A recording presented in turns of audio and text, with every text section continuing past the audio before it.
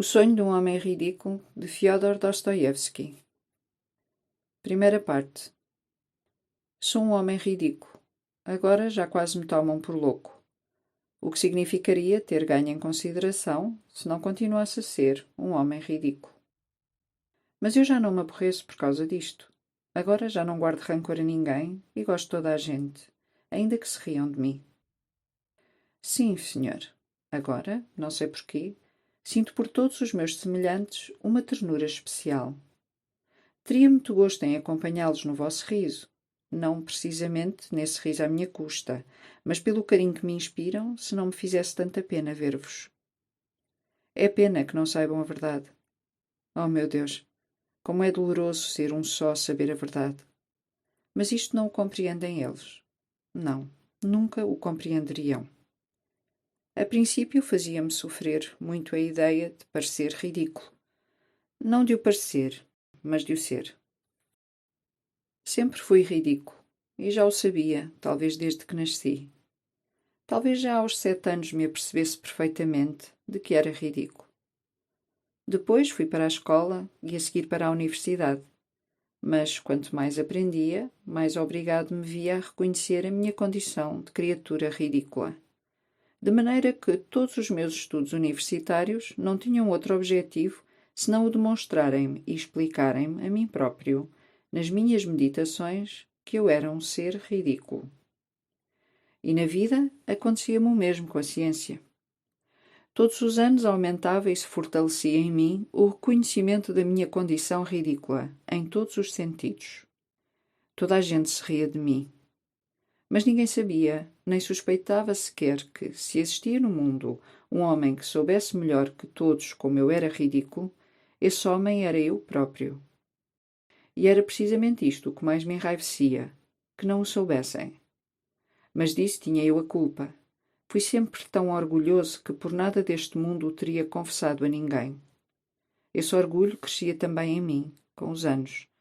E se eu me tivesse permitido confessar a alguém, fosse a quem fosse, espontaneamente, que era um homem ridículo, teria imediatamente dado um tiro na cabeça na tarde desse mesmo dia. Oh, como me fez sofrer, na minha mocidade, o medo de não poder, talvez conter-me e dizê-lo de repente, eu próprio aos meus companheiros. Mas com o andar do tempo, quando me tornei um rapazote, e apesar de continuar a reconhecer cada vez melhor todos os anos essa minha terrível condição, fui-me sentindo cada vez mais tranquilo. Não sei por que motivo. Precisamente por alguma razão que ainda hoje ignoro. Talvez por, nessa altura, ter aumentado na minha alma o receio perante determinado conhecimento que, humanamente, era mais elevado do que o meu eu. Isto é, a convicção adquirida de que tudo neste mundo é, afinal, uno. Havia já muito tempo que o pressentira, mas essa convicção só assentou plenamente no meu espírito no último ano e de maneira súbita. Senti de um momento para o outro que tudo me era indiferente, que tanto me fazia que o mundo existisse como não.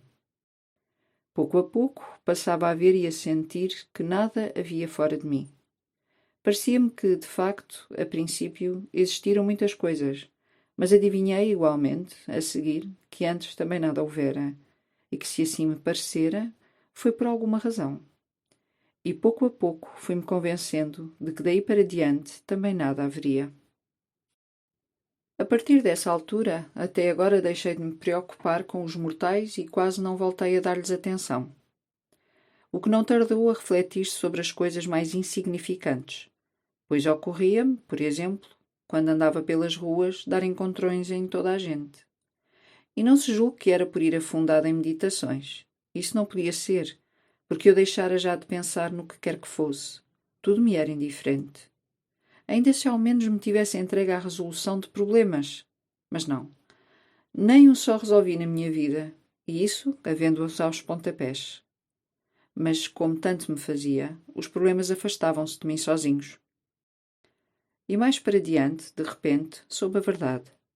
Soube a verdade no último mês de novembro, precisamente a 3 de novembro, e desde então não se apagou da minha memória nenhum pormenor da minha vida.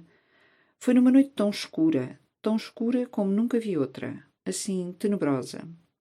Voltava para casa aí pelas 11 da noite, e ainda me lembro de que ia pensando em que não poderia haver noite mais escura e mais lôbrega do que aquela. Até em sentido físico. Chovera durante todo o dia, mas uma chuva extremamente fria e aborrecida, uma dessas chuvas que deprimem o ânimo a tal ponto que ainda me lembro de sentir hostilidade contra os homens. E subitamente, aí pelas 11 da noite, a chuva parou e passou a sentir-se uma umidade terrível, ainda mais úmida e mais fria que a chuva, e de todos os lados se levantou uma espécie de névoa que se via surgir de cada pedra da rua e de cada esquina, quando, ao passar, uma pessoa se punha a olhar a rua de longe. Ocorreu-me de repente pensar se os lampiões se teriam apagado. Seria muito melhor, pois com as luzitas do gás tudo se tornava mais triste, visto que a luz permitia ver tudo. Eu quase não comera nesse dia, e desde o escurecer que estivera em casa de um engenheiro. Não abri a boca durante todo esse tempo, e calculo que a minha presença os aborrecesse. Falavam não sei de quê, e de repente puseram-se a altercar, enredando-se na discussão. Mas no fundo nada daquilo os interessava. De maneira nenhuma, isso sabia eu. E se acaloravam, era por se acalorar. De súbito, fui e disse-lhes: deixem-se de discussões, que isso para vocês vem tudo a dar no mesmo. Eles, em vez de o levarem a mal, nada mais fizeram senão rir-se de mim. Mas eu não lhes disse isso em ar de censura, pois tudo me era indiferente. Percebiam claramente que para mim tudo me era indiferente e achavam graça ao caso. Enquanto, pelas ruas, eu pensava na extinção dos lampiões, lembrei-me de erguer os olhos para o céu. Estava tremendamente escuro, mas distinguiam-se perfeitamente grossas nuvens claras, que por ele vogavam, desgarradas, impetuosas, e entre elas, no espaço vazio, grandes manchas negras. De repente descobri, numa dessas manchas, uma estrelita. Parei e pus-me a observá-la, atento. Fiz isso unicamente porque aquela estrelinha me sugeriu uma ideia. Decidi dar um tiro na cabeça nessa mesma noite. Já 2 meses atrás o decidira assim, solenemente, e apesar de estar tão mal de dinheiro como estava, arranjaram um bonito revólver que carreguei nesse mesmo dia. No entanto, haviam já passado 2 meses e o tal revólver continuava na minha gaveta.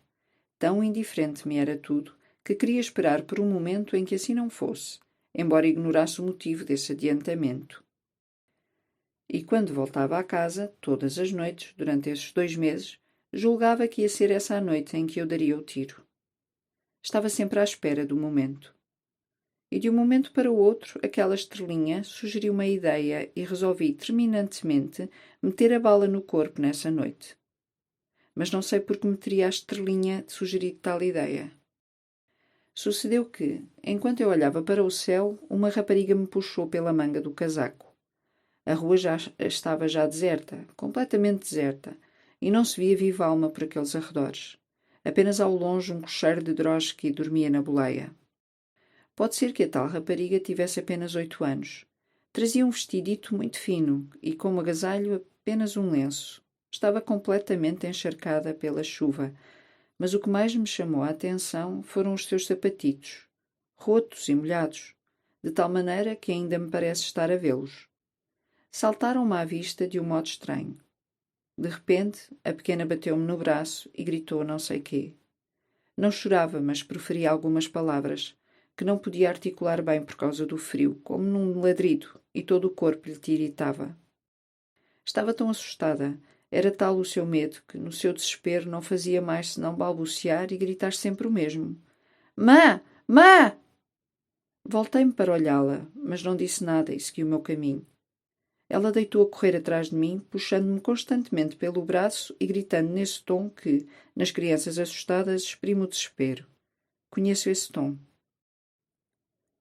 Ainda que a pequenita não exprimisse claramente o seu conflito por palavras, compreendi que a mãe estaria a morrer em casa ou que devia ter acontecido ali outra desgraça horrível e que ela saíra para a rua para pedir auxílio de algum transeunte, para encontrar alguma coisa com que socorrer a mãe.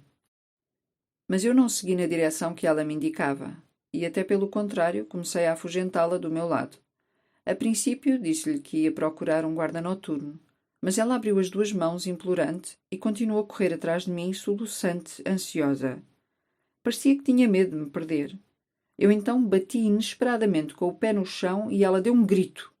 Gritava ansiosamente: Meu rico senhor! Meu rico senhor! Mas depois parou e, de repente, deitou a correr pela rua onde se via um vulto, deixando-me a mim para ir importunar outro. Subi ao meu quinto andar. Tenho aí um quarto que aluguei a uma mulher. É um quarto miserável e pequeno, com uma claraboia no teto. O meu mobiliário compõe-se de um divã forrado de oleado, de uma mesa sobre a qual tenho os meus livros, duas cadeiras e um cadeirão. Este já velho, velhíssimo, mas muito cômodo. Sento-me nele, acendo a luz e ponho-me a pensar. No quarto contíguo, separado do meu apenas por um delgado tabique, há 3 dias que dura o regabofe. Vivia aí um capitão reformado, que também tinha hóspedes, 6 homens. Estavam quase sempre a jogar às cartas com um baralho velho e gorduroso. Nas noites anteriores bateram-se à pancada e de 2 deles sabia eu que mutuamente se puxaram os cabelos. A dona da casa pensou fazer queixa, mas não se atreveu, por ter muito medo do capitão. Além dos ditos vizinhos, havia também na casa uma senhora muito franzina e magra, uma provinciana com 3 filhos pequenos e que lhe adoeceram já aqui.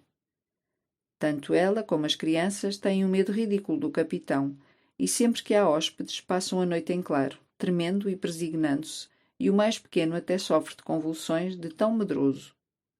O tal capitão, sei-o muito bem, costuma algumas vezes pedir esmola aos transuentes do Prospect Pevsky e não se preocupa absolutamente nada em arranjar emprego. Embora, coisa estranha, durante todo o tempo que tem estado em casa, nunca me incomodasse de maneira nenhuma. É certo que eu, desde o princípio, evitei o seu convívio e fiz todo o possível por aborrecê-lo da primeira vez que veio visitar-me ao meu cubículo. Mas que gritem lá no seu quarto quando quiserem. Isso é-me indiferente. Eu passo a noite inteira sentado no meu cadeirão e, para dizer a verdade, nem os ouço. A tal ponto consigo esquecer-me deles e dos seus gritos. Mas passo toda a noite em claro. Há já 1 ano que isto acontece. Fico sentadinho no cadeirão até que clareie e sem fazer nada. Ler, só leio de dia. Estou sentado e nem sequer penso em nada. Deixo-me ficar sentado tranquilamente e com o pensamento a vaguear em paz. A vela gasta-se numa noite. Sento-me à mesa, pego no revólver e coloco-o na minha frente. Ainda me lembro de que, quando o pus ali diante, perguntei a mim próprio: sim? E que respondi com toda a tranquilidade: sim.